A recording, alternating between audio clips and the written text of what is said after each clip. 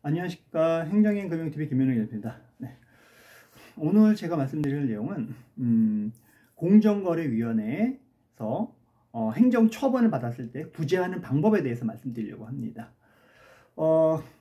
이제 많은 기업체가 여러 가지 거래성 지위 남용이라든가 관련 어떤 불공정 행위로 인해서 공정거래위원회 행정처분을 받는 경우가 있습니다.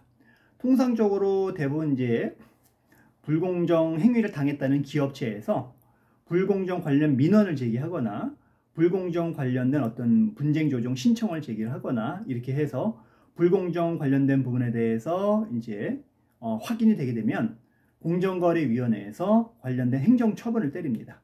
보통 시정명령을 하는 경우도 있고요. 막대한 과징금을 내리는 경우가 있습니다. 그래서 막대한 과징금을 맞는 경우에는 대부분 이걸 구제하기 위해서 이의신청이라든가 관련된 구제 절차를 받는데요. 통상적으로 일반적인 어떤 구제 절차는 어떤 부당한 행정 처분이 있으면, 예를 들면 과징금 처분이 있었다. 예를 들면 10억 원이 넘는 과징금을 맞았다. 하게 되게 되면 과징금 처분에 대한 행정 처분서를 받잖아요. 그러면 이 처분서를 받은 날로부터 불변기한이 게 있습니다. 불변기한이 있어서 이 불변기한 이내에 그거를 이의신청을 제기를 해야 됩니다. 그래서 공정거래위원회에서는 그 이의신청을 받게 되게 되면 60일 이내에 재결하게 되어 있고요.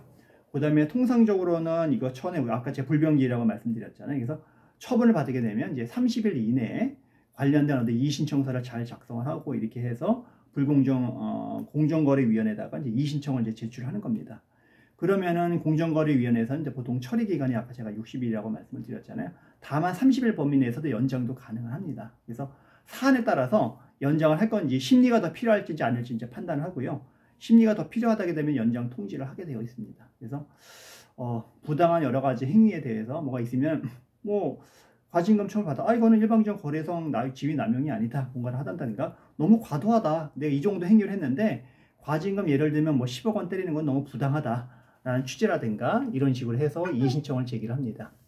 다만 우리가 이의신청을 했다고 해서 관련된 행정처분이 중단되거나 정지되는 것은 아닙니다. 그렇기 때문에 집행부정치 신청이라고 하거든요. 그래서 관련된 부분에 대해서 잠시만요.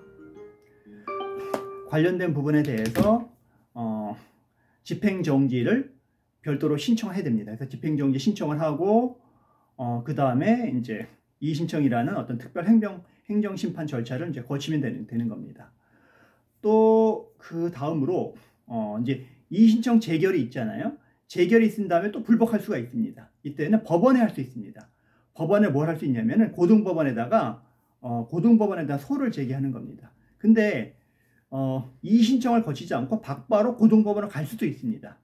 아니면 이의재결을 받고 고등법원을 갈 수도 있는 거고요.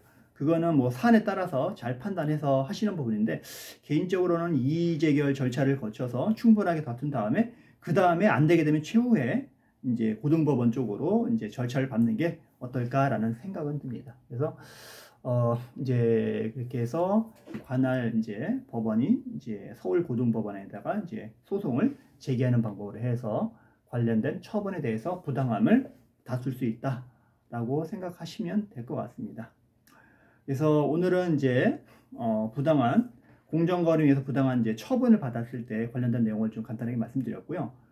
또 간단하게 또 더 말씀드린다면 불공정 행위를 당하신 분들은 구제 뭔가를 할 수 있는 방법이 공정거래위원회 산하의 공정거래 조정원에다가 조정 신청을 내든가, 아니면 공정거래위원회에다가 불공정 관련된 고충 민원을 제기한다든가, 아니면 불공정 관련된 부분에 대해서 분쟁 조정 신청을 제기해서 구제받는 방법도 있다는 거 같이 알아두시면 좋을 것 같습니다. 예. 이와 관련해서 궁금한 사항이라든가 여러 가지 관련된 공정거래 관련해서 자문이 필요하신 분들은 언제든지 연락을 주시기 바랍니다. 네. 오늘 여기까지 하고요. 기타 궁금한 사항이 있으시면 언제 연락을 주시고, 마지막으로 좋아요, 구독 꼭 부탁드리겠습니다. 감사합니다.